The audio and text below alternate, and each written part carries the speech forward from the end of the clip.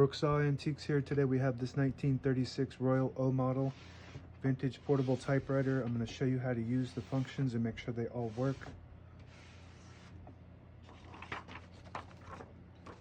First thing we're going to do is set the margins located behind this flip panel, and you just move them with your finger like that, and then they lock into place.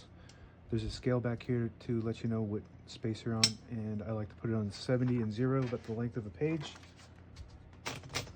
This is the paper bail that sits on top of the page to hold it down.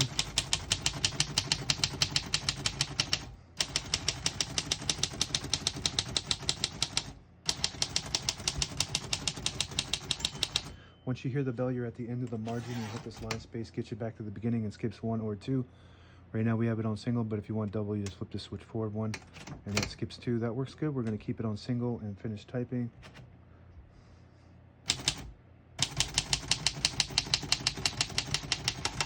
As you can see, all the keys type nice and none of them skip or stick. I'll type a sentence on this next line.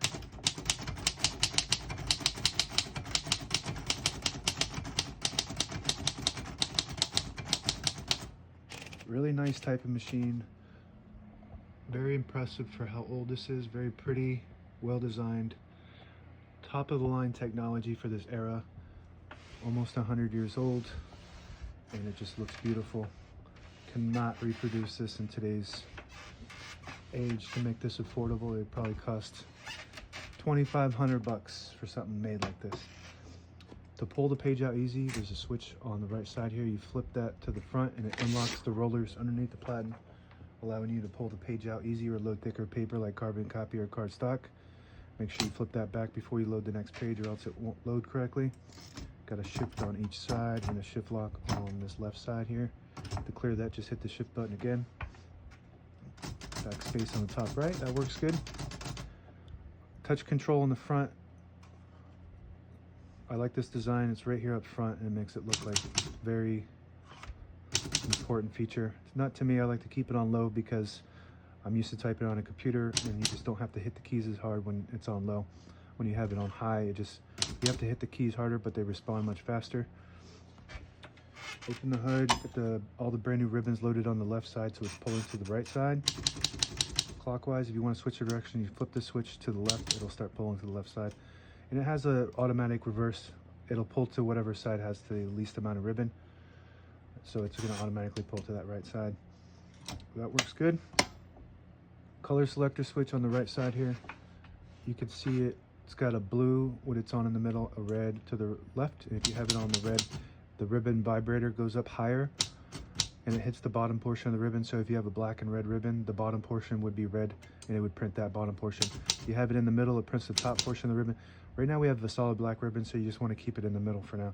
And if you go all the way to the right to the white, it doesn't print at all. So if you have a typewriter and it's not printing, that might be one of your problems. Make sure you have it in the middle for the blue. And margin release on the top left here.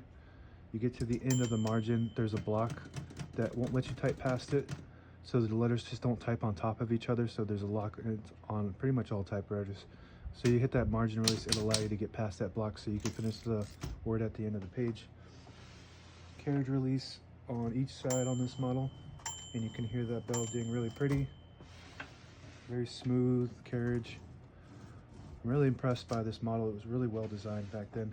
If you push the button in here, it'll disable the spacing when you turn the platen knob, so you can get to an exact spot on the page. If you let it go, you hear those clicks. Each one of those clicks is a space.